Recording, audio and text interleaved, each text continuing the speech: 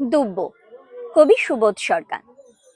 আমরা থাকি এই গ্রামে, আর তোমরা থাকো পাশের গ্রামে। আমার গ্রামে বৃষ্টি হলে পাশের গ্রামে বৃষ্টি নামে।